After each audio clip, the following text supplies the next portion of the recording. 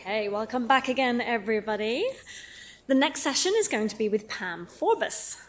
Pam is the Chief Marketing Officer at Pernod Ricard USA and is a highly experienced marketing and insights professional, overseeing 26 leading spirits in the company's premium portfolio.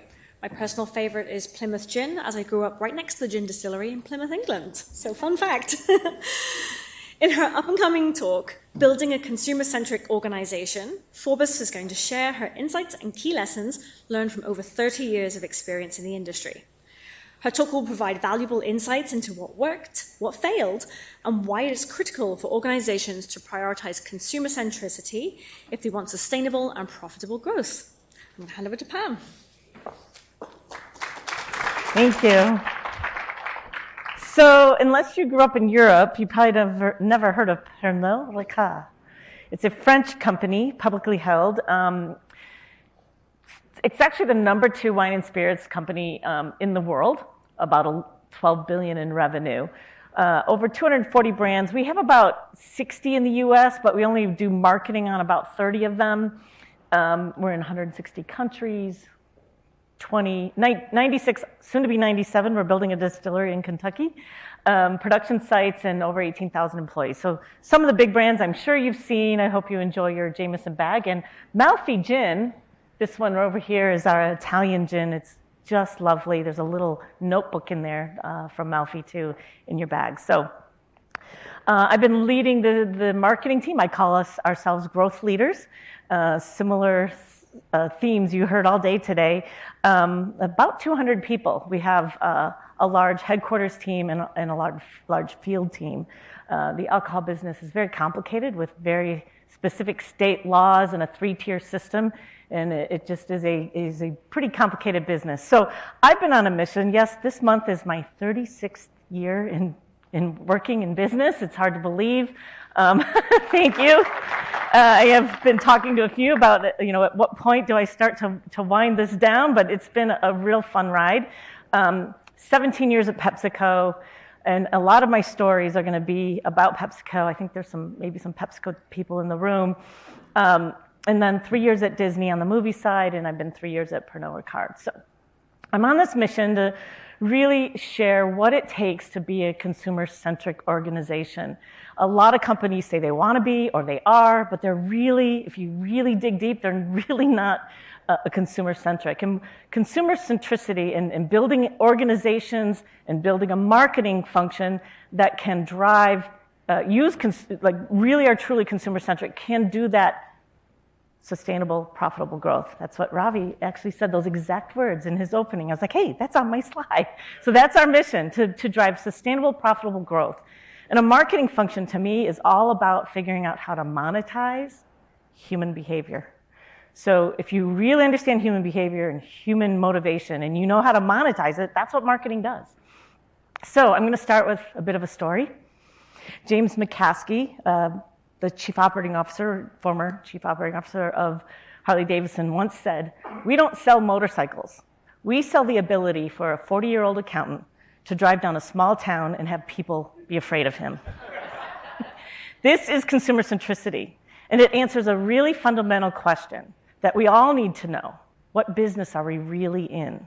What are we solving? Of course, Harley-Davidson sells motorcycles, and everything they measure and were monitoring at the time told them they were in the motorcycle business. It's how they measured share. It's how they measured sales. It's how they were competing with other motorcycles. And in 1979, after several years of decline, they went from a 80% share to 20% share because of the Japanese imports that were coming in. And they were doing everything they could.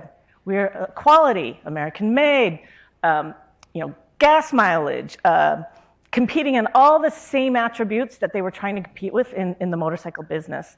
And it wasn't until 1980 that Harley-Davidson realized they were not just in the motorcycle business. And they tapped into a need that they were delivering that no other brand could deliver, and it turned the business around.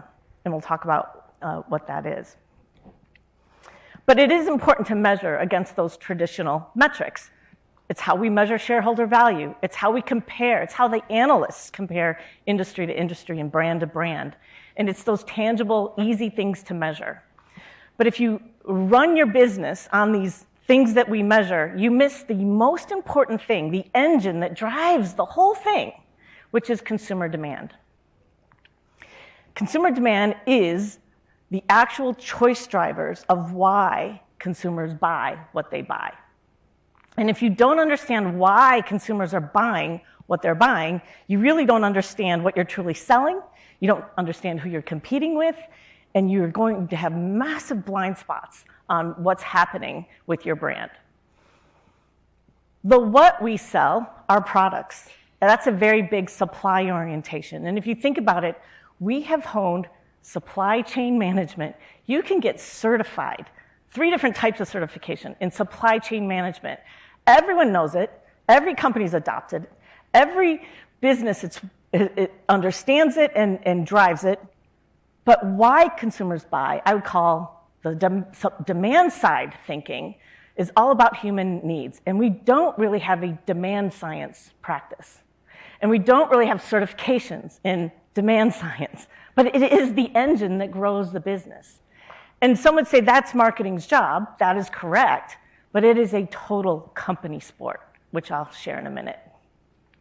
If you only focus on supply side, I suggest you're really at danger of becoming obsolete. If you're only thinking about, hey, we can make this, how can we sell it?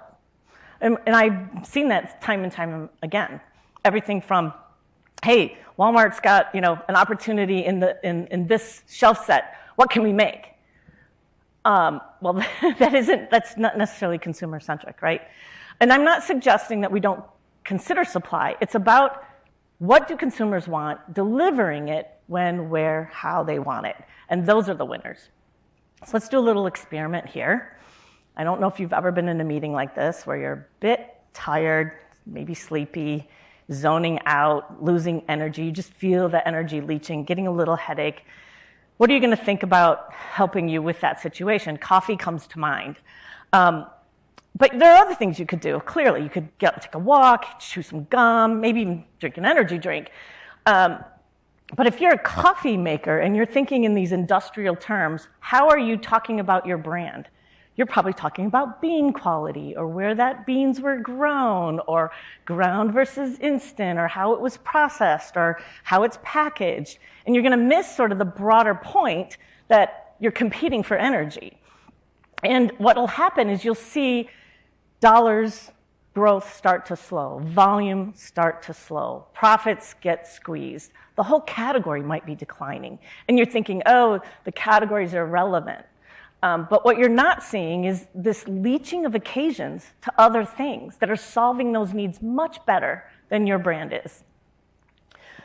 So I've experienced this time and time again in every company I've worked for, especially companies with broad portfolios, because we don't see the way consumers see brands and categories. We see it the way we see categories and brands. And I'm going to talk about Frito-Lay a little bit more in depth. In 2000, I started in 2000, left in 2017, but in 2000, about a 65 market share, about a $12 billion business. Frito-Lay is huge profits. It's the ATM machine for PepsiCo, unlike the soda side, which is very thin margins and very difficult. Think of the soda wars, which we'll get to in a minute. But it was really important for Frito-Lay to continue to be that profit machine for PepsiCo globally. So we had a very specific algorithm. We had to deliver quarter after quarter, quarter after quarter, 6% profits. Well, when you're only growing 1% to 2% volume, you got to take pricing, mix shift, price size architecture to get to your 4% revenue, and then you go through all these cost-cutting measures year on year on year to get to that 6%. And that was the Groundhog Day we were in. Then 2008 hit. Shit. Did I say that on video? Sorry. Lots of uncertainty. We need to raise prices even more because there's going to be inflation. We don't know about gas prices. So we took huge pricing. We did what we didn't anticipate, and we should have, had we really understood consumer behavior, was that massive increase in eating at home. that was a windfall in volume. All of a sudden, we had massive volume increase, plus the pricing that we thought we needed, massive price increase, massive profits. So when everyone was freaking out about squeezed business, we were actually having champagne in '09 because we were like, it was a massive windfall. The problem came in 2010. Consumers are now going back out to eat. We can't take more pricing. I don't know how we're going to cut costs. For the first time in Frito-Lay's history, we had a volume decline. And it sent shockwaves. Okay, snacking is dead. People are healthy. They're not going to eat snacks anymore. Like, what's going on in the business? We figured out a lot of that was self-inflicted, just from the overlap of it. But there were other things we started to look at. And in fact, we looked even before the '08 crisis. Year on year, we were losing share. So we had a high share, minting profits, right? It kind of makes you lazy. I see this time and time again. You didn't realize you were actually losing share year on year and year. So we started dissecting, like, what's going on? Of course, we had brand teams assigned to Lay's, brand teams assigned to Doritos, brand teams assigned to Cheetos. And we started to look at the growth drivers of each brand. And one piece of analysis really puzzled us. So if you go into the off-the-shelf Nielsen promotion drivers work, you can look at Lay's promotions and you see how many pounds it drove in that year. And you look at Doritos and you see how many pounds it grew that year. And when you add it all up, you're like, wow, we should be crushing it. The reality was the portfolio was cannibalizing itself. And this wasn't noticed until we stopped the off-the-shelf analytics and built a custom, this is a mouthful, multi-regression volume model that had also a simultaneous share shifting. So we could see where the interactions were. And we were like, wait a minute, why is Sun Chips cannibalizing Doritos? They don't even compete in the same, why is Cheetos actually very incremental? It doesn't really cannibalize anything. We didn't understand these interactions within our own portfolio. So we realized we don't understand what the choice drivers are. Everyone had an hypothesis, and we really realized we needed a different segmentation. Now, we had done a lot of quant studies and a lot of segmentations. You do people segmentations, you do category segmentations, you do occasion segmentations. A lot of times these segmentations, though, the dependent variable is the product. What are the choice drivers for someone to choose Pepsi? What are the choice drivers for someone to choose water? So what we weren't understanding is people don't choose products.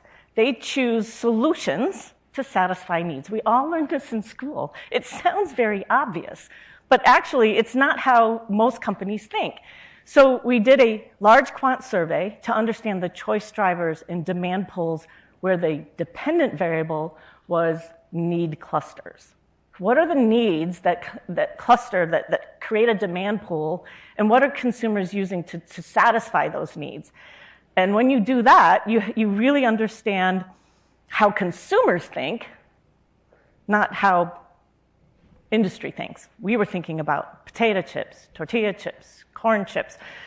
Consumers think lunch snacks, after-school snacks, party snacks, mid-afternoon pick-me-up snacks, right? They have different set of thinking and different competitive sets in those moments.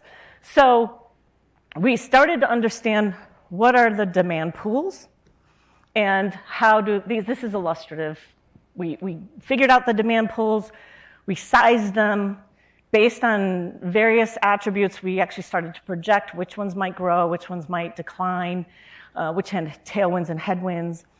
The biggest debate we had was what goes into this segmentation. Is this a chips segmentation? Or is this a savory snack? Should we include crackers?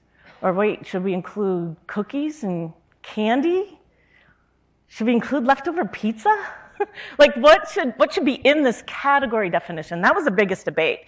And we decided, screw it, we're gonna let the consumer tell us.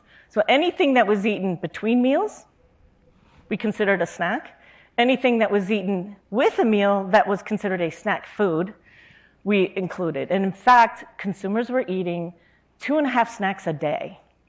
And Frito-Lay had 7 of the 75 snacks in a month. All of a sudden, the 65 share we had with very little room to grow was, wow, there's this whole world of demand out there that we can go satisfy. It opened up new thinking on how the brands compete. And what we did is we mapped each brand's right to win to different segments, and we changed their communication, their activation, their innovation, and for the first time in decades, all 4 core brands grew at the same time. This had never been done before. If Doritos grew, Cheetos declined. If Cheetos grew, Lay's declined. In the first time all 4 grew, this is about 2012, we revamped the innovation. We realized Cheetos does compete with Skittles in some cases, believe it or not. And our innovation briefings changed. It was so successful. We were Business Unit of the Year, fastest growing food and beverage company that year. And in fact, as an insights and analytics person, which that's what I was doing then, was talked about in analyst calls as the reason for the Frito-Lay turnaround. For the first time, like the insights, I call it our market research, actually was part of the analyst call. And a number of us actually got promoted, and we were asked to go do this at PepsiCo globally. We did it in 30 countries. And yes, demand looks different country by country.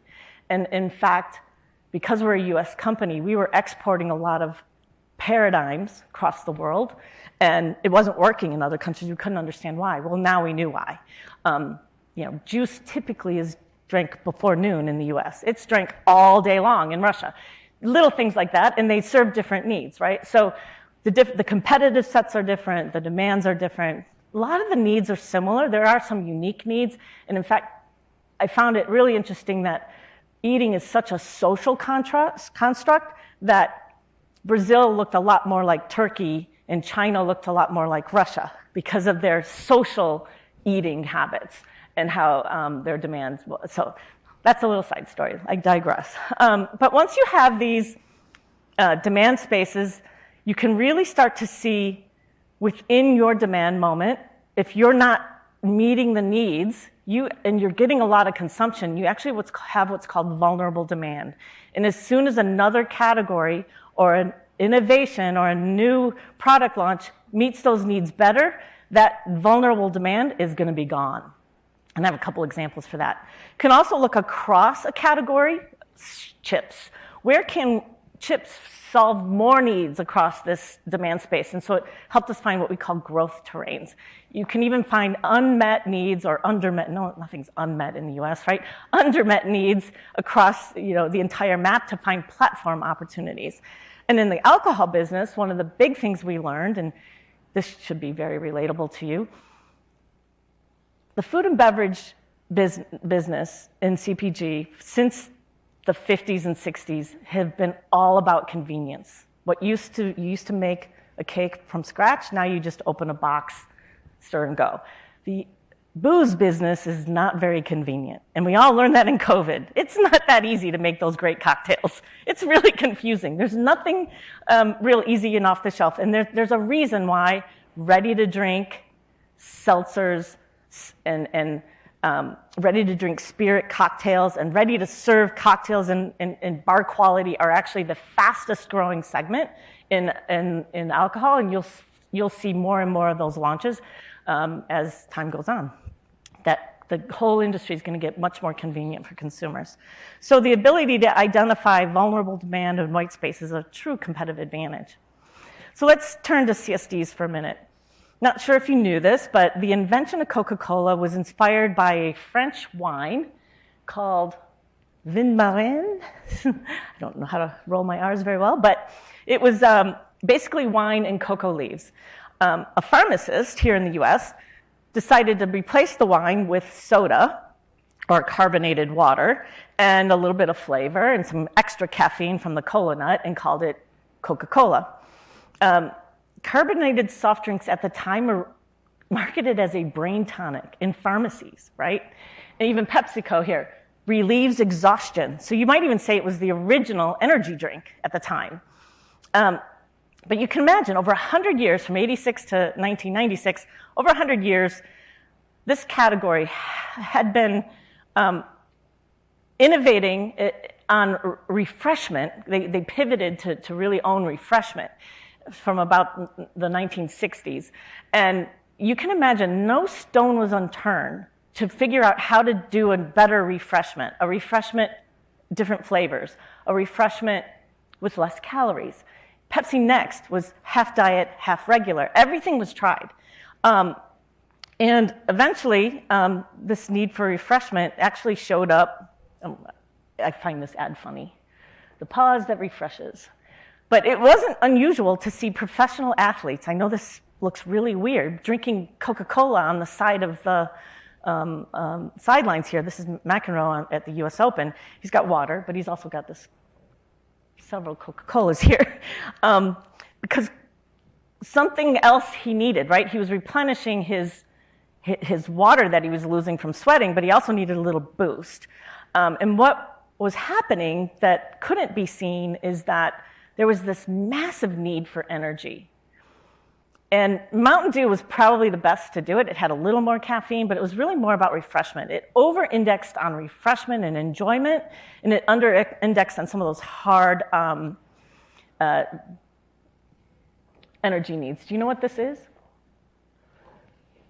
Red Bull. It was launched in Thailand, and in Thailand and China, that much more about functional benefits, and we imported it, and it became a $2-3 billion category overnight. And I was there when this happened, and Indra Nooyi commissioned a "How did we miss this?" And it wasn't it wasn't a nice ask. It wasn't a polite, "How did we miss this? I'm so curious." This was, "How did you miss this?" And it was pretty tough. Of course, Pepsi goes on to buy, I think, Monster, and got into the energy drink. But again, it was a very important strategic question. Like, we went decades and decades innovating in sodas and drinks, but we missed this. And it was just because we were looking at it from an industry lens. We were in the midst of cola wars. You can imagine there's a strategy function. There are brand leaders. There are people like, how do we compete against the competition in soda? And how do we out-innovate them? How do we out-execute them? And it drove those cola wars, but we weren't thinking about how consumers were thinking and how all those other uses that sodas were providing. So clearly sodas were being drank across many needs. Some of them weren't met very well. And then when something comes along and meets those needs better, you switch. So let's go back to McEnroe for a minute. I don't think Red Bull was what he was looking for. So there was something else. He did need a boost. He did need energy. One of the greatest stories of all time is Gatorade. Invented, University of Florida, Florida Gator football team, intense heat exhaustion. How do I make sure that I replenish everything they're losing during these intense heats, and it was a formula, a powdered formula at first. I remember this in high school. We'd mix it with water at our track team, right? It was sugar, it was potassium, it was sodium, it was some phosphates, some lemon juice, and it was a great drink to replenish everything you were losing in these intense athletic endeavors. The campaign was brilliant. Is it in you? And it really tapped into that professional athlete. And it's not that they win more, it's that they really personalize failure. They leave everything on the field. And is it in you to be that type of athlete? And of course, the double entendre of, is Gatorade in you to give you that edge? At the same time, in the 90s, Nike caught the zeitgeist of this athletic performance. And it was not about the athlete. It was about just getting out there and doing it and just making yourself better. You could be a better you. Just go out there and just do it. So all of a sudden, it wasn't about the intense professional athlete. It was about the everyman athlete. And the everyman athlete also wanted to drink Gatorade and started giving it to their kids on the field. And maybe you were only in some intramural office sports. You weren't sweating. You didn't need that much sugar and sodium and potassium. So all of a sudden, there were a lot of questions about the Gatorade formula. We need a diet version, a low-calorie version, a lower sodium version. So, Gatorade Zero, and Gatorade dug in. Absolutely not. We have the Gatorade Science Institute. This is the formula that is perfect for these athletes. And, they were subtly saying it's the consumer's fault for misusing our product. The problem with the misuse of that product, the misuse was a significant portion of their volume. And in 1 year, Gatorade lost 16%, almost $1 billion. Again, heads rolling. How did we miss this? Vitamin water, coconut water, all those enhanced waters. Bottled water, while it was growing, was not really cannibalizing. It was all these, Pepsi launched Life Water, but before that it was Smart Water.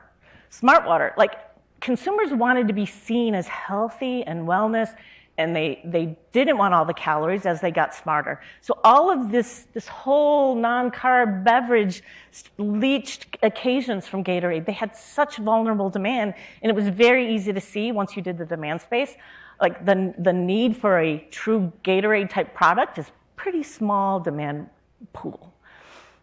So all that said, what I'm suggesting is sort of the ways to do this well, and I'm doing it again and again in every company I find myself in, is you need to really establish a demand science practice. And this should not be relegated to the market research team. This is not a marketing project. This is a total company strategy project, and you need to think and organize your entire company around this way of thinking. So I took this CMO role. It's my first CMO role, and my CEO happened to be the CMO when I was at Frito, and she called me and said, come be my CMO. I think you know how to help us establish this demand science and really turn the brands around. And after a few protests, she convinced me to come, but she reminded me that I had been telling her for years that consumer insights in the research function and the analytics function should never report to the CMO. I was adamant about it because insights and analytics support more than marketing today. They support finance, they support supply, they support innovation. And they also need objectivity. They need to be able to tell the truth, whether it's an ad test that's not working very well, or the ability to see things that others aren't seeing and not have your career in the hands of a CMO who might not like what you're about to say about his baby. So she told me, by the way, insights and analytics won't report to you. So I'm like, okay. But I'm a key stakeholder and I'm a huge champion. And this demand science practice is not for the faint of heart. We did 60,000 interviews. No one does that type of large study anymore. It's massive to understand demand, micro demand spaces. We tied it to path to purchase. So we really understood the difference between demand, well, I'm getting ahead of myself, demand at choice and consumption and demand at choice at purchase. They can be different. Sometimes they're the same. You need to know what the most important needs are, who's best able to win in that demand moment, what brands are meeting those needs better. Do you have vulnerable demand and white space? Of course, who are you competing with really? What are those underserved needs? What are those vulnerable demand moments? How can you to shore up all your strategies? And the path to purchase. And path to purchase is an interesting one because it's around really also understanding those touch points that matter. In my current business company, where we learned that we were spending a lot of money on touch points that really didn't make a difference. And we were able to reallocate to the right touch points. So the second thing, which is the harder thing, actually, once you have the demand science placed in practice, and it's a huge investment, you can go deeper, you can stand up tracking to understand seasonality, it goes on and on. Step two is the enterprise-wide change management. And this is a hard one because It changes the paradigms of a lot of people's thinking. They just can't get their head around it. It takes a lot of time and effort to educate, inspire, and equip people. There's so many cross-functional implications. Clearly, your portfolio strategy is going to change. Your M&A strategy used to be, here's a new brand. Great, that's not really where there's any kind of unmet need right now. It's not going to help us be incremental on our portfolio, but now we're informing what our next M&A should be. Of course, your innovation strategy and how your brand needs to grow, but it informs pricing. Which demand has premium pricing and which is more of a value pricing play. In the alcohol business, everyone wants to be in that 21 to 30-year-old, high energy, hangout party. It's actually a value play. It's actually not where premium prestige whiskeys or cognacs or tequilas are bought. It's the shots. It's the value play. And every single brand was going after that demand space before we came, because that was the cool place to go, right? That's where brands were built, and then they'll halo to the other brands. So we debunked a lot of things. We changed how budgets were allocated, and we're now in the process of really driving through to the commercial strategy. Which channels are right? Which accounts are right for this type of demand versus that type of demand? What's the shelf set should look like? Our promotion calendar. Even our manufacturing footprint and strategy. At Frito, through this work, we were able to show and forecast the massive growth in small bag sizes. And we were already at capacity of small bag sizes. And because of this work, we were able to build a new CapEx to improve all of our manufacturing sites to do more small bags and get ready for the future demand. So I'll end with this. So sort of the moral of the story is you can't manage your business by the scorecard, by the sales in your category and your market share that everyone looks at. You really need to think about how to win the game and what game you're in. And that playbook should be centered around consumer demand and how consumers make choices and how to compete. That's the actual field of play. I'll end with the conclusion of the Harley-Davidson story. With stock price at 19 cents a share and near bankruptcy, Harley-Davidson decided to just get rid of their entire headquarter marketing team and let the dealers do what they could. And I think they supported their Harley owner group event is about all they did. And by being closer to their owners, they understood that the need they were meeting was this dissatisfaction with their lives. They didn't have freedom. And this motorcycle was just one way where they could get out and ride and go their own way, right? This freedom it gave them. Of course, it also made them feel stronger and more powerful and scarier so they could stick it to the man. So it's a really interesting story that this brand turned around, has 60% share, very insulated brand because they got rid of their marketing department. So I'll just end with they've had this amazing CAGR for the last 36 years, and it's a great inspirational story that I love to tell. And with that, I'll just say thank you and answer any questions.